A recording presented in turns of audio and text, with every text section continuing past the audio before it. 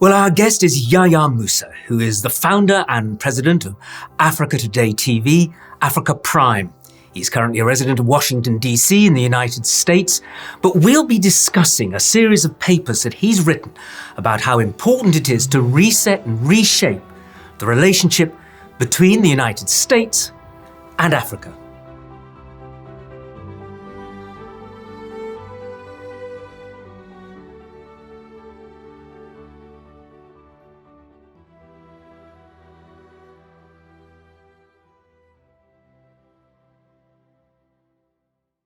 Yaya, you've established that Africa needs the United States needs Africa, but that relationship has got to be balanced, it's got to be respectful.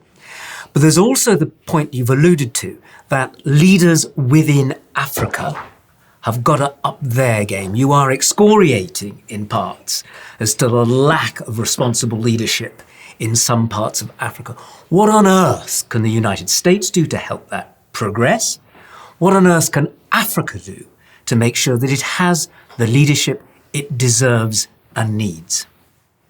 I think this is a central question. If I may, I will start with your second question. What does Africa need to do for itself before expecting others to assist, to help, or cooperate, including the United States in this particular case? Charity starts at home. Africa should clean its own house. Very easy to say, yes, America or foreign countries are lecturing us on A, B, and C. We don't like that. We are sovereign nations. They are disrespectful, etc. That's not enough. Today, Africans have to face some tough but unavoidable questions. They have to bring very clear answers to themselves, their people.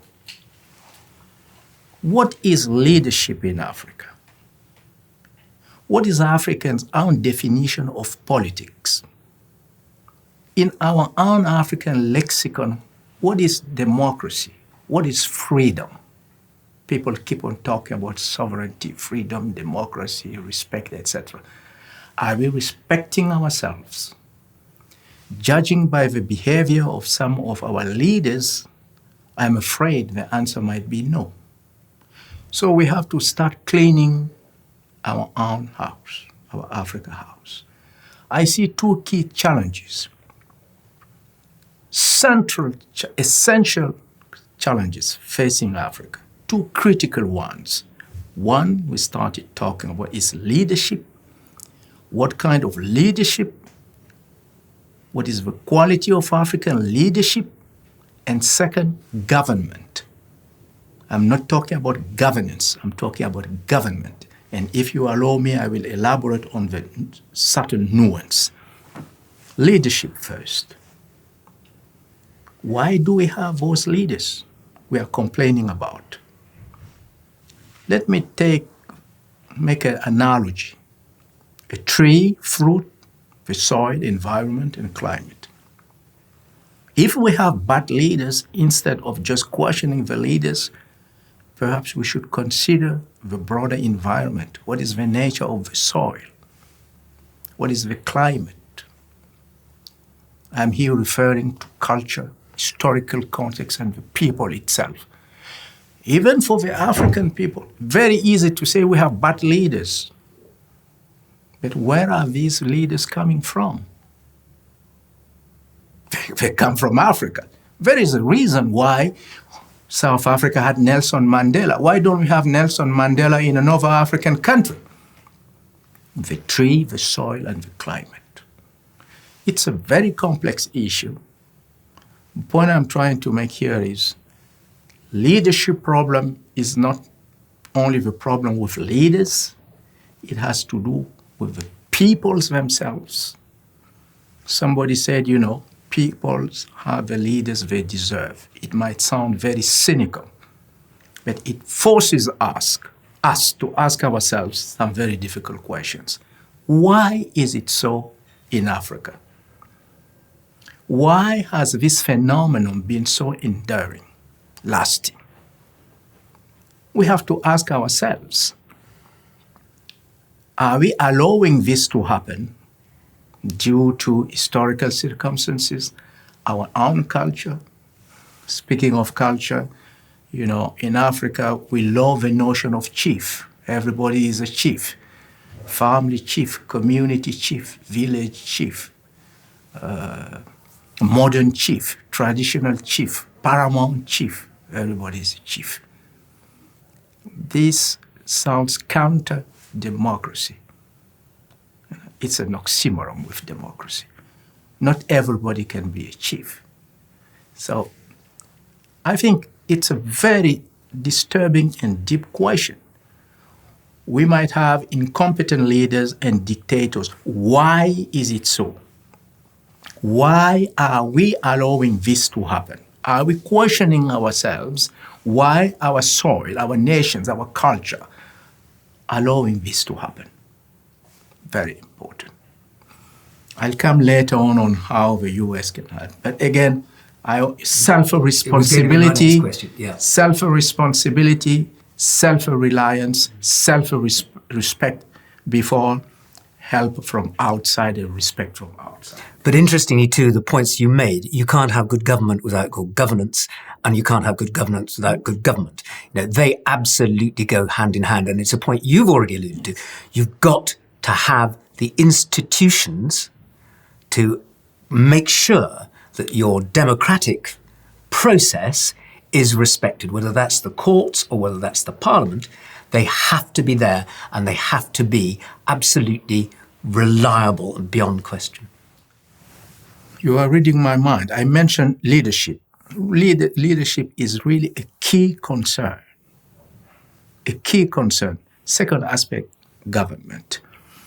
I would just stress the fact that it's not up to the United States to pick African leaders. That's not my point. This is not what I'm saying. Nobody's going to choose African leaders at the place, in the place of African themselves. That's their own responsibility. Nevertheless, when it comes to government, foreign partners can help. And let me say I elaborate on what I understand by government. Government means a functioning administrative apparatus, security, justice and order, law. Speaking of the United States, we perhaps discuss AFRICOM, which is a military command for Africa. Military security. As I said earlier, security has several dimensions.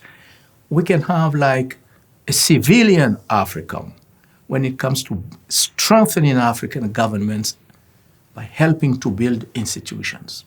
How about the US Congress training African Congress members? How about the US General Accountability Office helping government audit offices in Africa through training? How about the US media training African media, helping them with public opinion, freedom of expression, and you name it? That's a way of strengthening government, because government is responsible for implementing the vision of the leaders. It means an apparatus, be it administrative, military, security, economic, business. We need the machine to be working well, and it is not working in Africa because leadership and vision only are not enough. You need the machine that would implement the vision, and this is direly needed. It is missing in many African countries. Here, the United States can help through training. But the leadership side, I'm not quite sure, because I don't bet on the fact that foreign countries can help Africa pick their leaders. That's another debate. But government side, definitely, yes, by strengthening the machine, the capacity, building capacity within the country. And as you rightly allude to, something like the the murder of Patrice Lumumba showed where foreign governments getting involved in African politics, ultimately it's disastrous for everybody concerned. So I absolutely get that as a message. What do you think practically the United States is willing to do to, as you say, reinforce the machinery, make sure that the bureaucracy even is functioning effectively on behalf of the people, is doing the job that it's supposed to be there to do? Do you think there's a will in Washington to take on that role and say, look, in partnership, we want to help you build the machine which will help your state to run more effectively, more honestly? Judging by some announcements by the United States government, there is a will, as we said. I don't know what the future holds. But in terms of how to make this happen in concrete terms, incentives and sanctions. Incentives. The United States, for instance, has put in place an initiative called AGOA, African Growth Opportunity Act. I think that was in 2000, to help Africa export to the United States duty-free about 7,000 African products. We can talk later about AGOA, which has produced mixed results. That was a clear incentive. Okay. In terms of sanctions, some governments, authoritarian governments, are simply not delivering, are doing a lot of bad to their own people. And these countries also can be sanctioned. I'm talking, you're asking me about how to exactly do to promote an acceptable, responsible leadership. But at the end of the day, I think it is the responsibility of Africans themselves. It will take a long while to reach that goal because political maturity, it's a long process. It cannot happen overnight. Think of European countries, think of the United States itself. It takes time to change mentality, to educate people, to change mindset, to change attitudes, to change decision making, to change actions in the field. This is exactly where we are. We are still in our infancy as nations, as governments, as states. We are on a learning curve. I would say, quite frankly, almost at the beginning of the learning curve, because in the grand scheme of things, 60 years is not much for a nation, for a country to consolidate itself. So leadership, America can help through a system of incentives and sanctions. That's a possibility, but I would not overly rely on that. My bet is on the African people themselves. As people are getting better educated, things are faster changing, by the way, in Africa. Today's Africa is not the Africa of the 60s. With the youth, the median age in Africa is about 20 years, 1.4 billion inhabitants. So the development of social media, the information is circulating very fast. People can compare themselves with what is happening elsewhere. And that's also an instrument of change in Africa. As we can see today, people are very vocal, the youth and women in particular, very, very vocal to bring about change, positive change in Africa, in their lives. That's the process we will follow. That's the process I bet on. I'm not relying in some divine intervention of foreign power coming in Africa to change course and improve people's life. It should come from Africans themselves. Of course, a helping hand from a friend will be always welcome, but it depends on the nature of the hand, not the one you alluded to earlier. Could I ask you then, one of the possibilities in this complex dynamic is the role of African Americans and what they could, if they felt so inclined to do, what they could offer, what they could bring in terms of changing the nature of the relationship from being told what to do to cooperation. Do you see that there is a will on the part of the African American community, which is very substantial in the United States, to play that kind of intermediary role, to to come forward and say, you know, there is something fundamental here that we think we can bring to break down prejudices, to break down preconceptions, and to make positive change? First of all, a caveat. One should not overstate the role African Americans can play between the United States and Africa for a very simple reason. Facts are stubborn, and these are facts. Even if African Americans are of African descent, they left Africa centuries ago. I think the first ship which brought African Americans to America, it was in August 1619 to Virginia, east coast of the United States. Ever since, a lot of things have happened. Africans Americans, before everything, are Americans.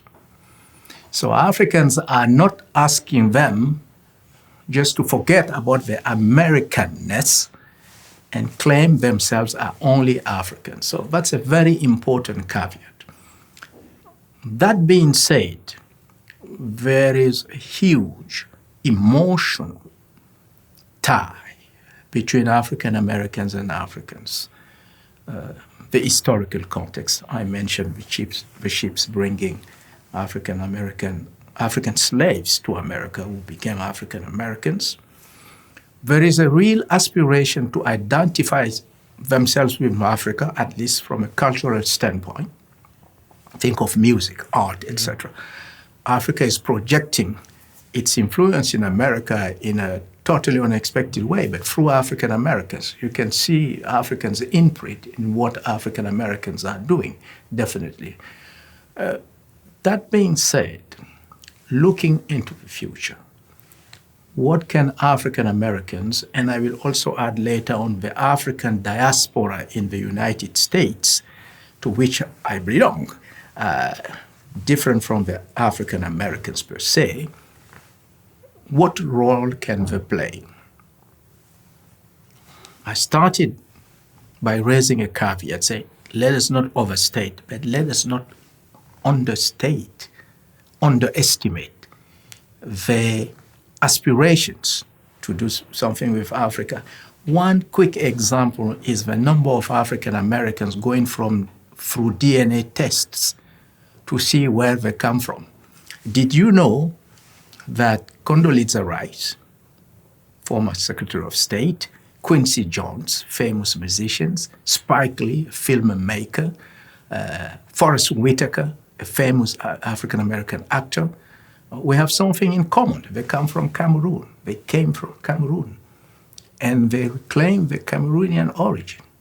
So that's very powerful and indeed very emotional to see that centuries later, people feel connected. I think Condoleezza Rice once mentioned a mystic connection with the continent of Africa. Just go there and you will feel at home. Emotions are extremely powerful, as you know. So beyond that, how can we concretely join hands and do something for Africa? African Americans are about 43 million, 13% of the total US population. That's a significant number. I used to call that population, in the context of geopolitical competition between US, China, and Russia, as discussed, I used to call the African American community the untold nuclear option the United States has vis-à-vis Africa. It's the natural human link. What are Africa's links to China? What are Africa's links to Russia? But despite the caveat I raised, Africa can claim some link to America through this huge community of African descent in the United States.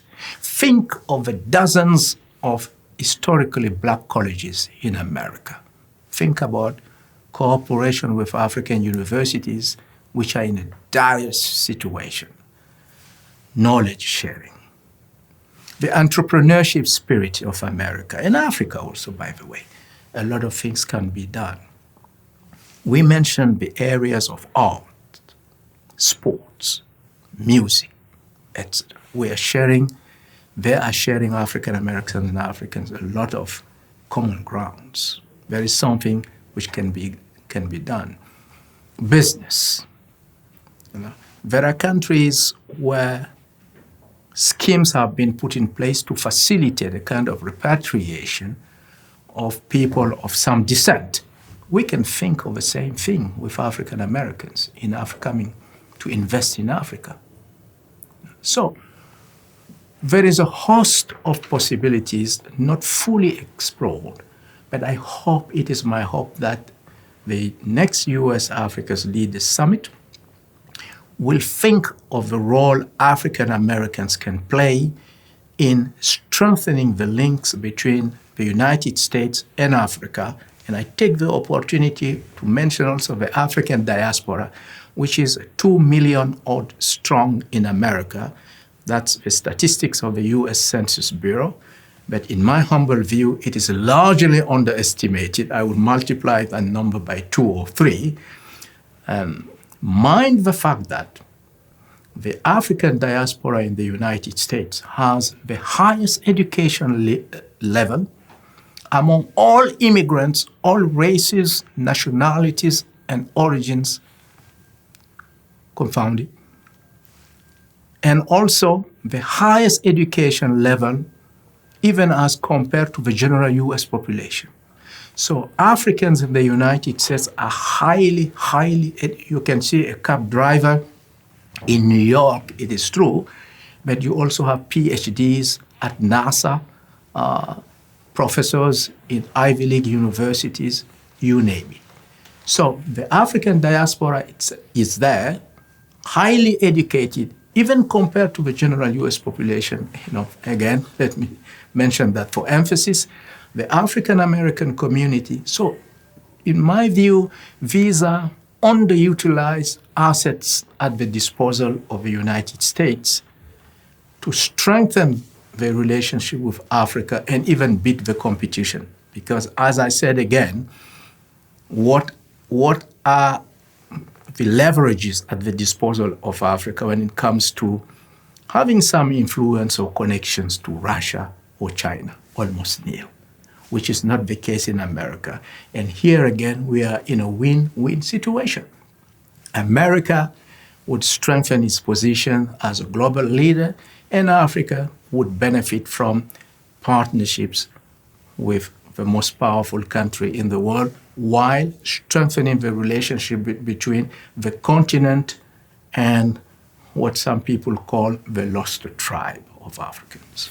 So here, key to your going forward is the fact that Africa is not just a destination for would-be exploiters of mineral rights, but there's an enormous human potential there, which if unlocked, if guided, if helped, assisted and encouraged, would transform global economics. Certainly it's having a dramatic effect in the United States, but more particularly, if that can then be turned back to Africa.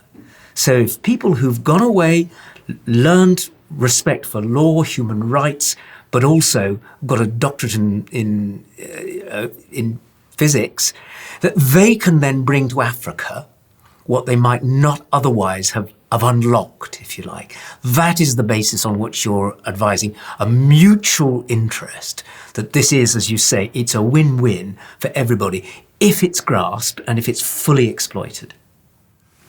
Just one sentence to sum up your very relevant point, by the way. Secretary of State Blinken, after touring African countries recently, made the following statement.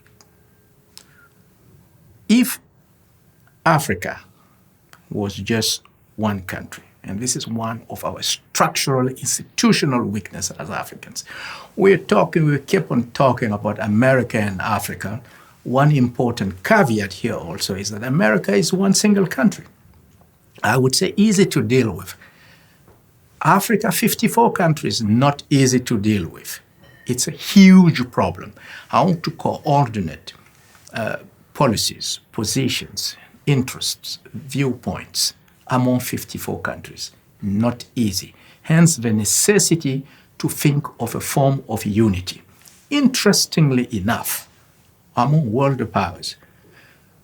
The United States was the first leading country to send an ambassador to the African Union in 2006. I say, it bodes well for the future of Africa as a united continent. Perhaps the United States already perceived that. But in any event, it's a huge encouragement Africans receive from the United States, because U.S. sent an ambassador to the African Union before anybody else. So, very positive move. I was talking about Secretary Blinken's recent statement. One sentence encapsulates everything we've talked about in terms of Africa's potential. He said, if Africa were just one country, it would be the fifth largest world economic power with a GDP of about 3.5 trillion US dollars. But we are far from there. We are 54 countries. Hence, the necessity for regional blocks and continental unity. Think of the Africa Free Trade Continental Area implemented in 2019 recently. Perhaps tomorrow, African countries will also think of a monetary and currency union. Who knows? But unity is the way when you're dealing with behemoths, geopolitical behemoths like China, Russia, the US, European Union, etc. Think of UK and France, two countries which almost dominated the entire world, but they tried to come together in different ways. I know the Brexit took place, the UK is no longer in the European Union. And meantime, African countries are split, divided on almost everything. It is a huge weakness to overcome. So Anthony Blinken, by stating that if Africa was united, it would be the fifth largest power in the world with a GDP of 3.5 trillion, I think he has put his side onto something which might happen. But just by stating this, I think the United States is fully aware of the potential Africa represents for its own interests, U.S. interests, I mean, for the American government, geopolitical interests, diplomatic interests, for American businesses, for the American civil society. We mentioned the African-American community. So Africa, I think, has been recognized recently by the U.S. government as a key strategic partner to rely on, and I have no reason to doubt that the United States will be its utmost to strengthen those relationships in the coming years. But again, let's see the outcome of the forthcoming U.S.-Africa Leaders Summit, what will come out of it, and more importantly, will there be a clear time frame for the implementation of some action? That's the most important thing. But we will judge after seeing.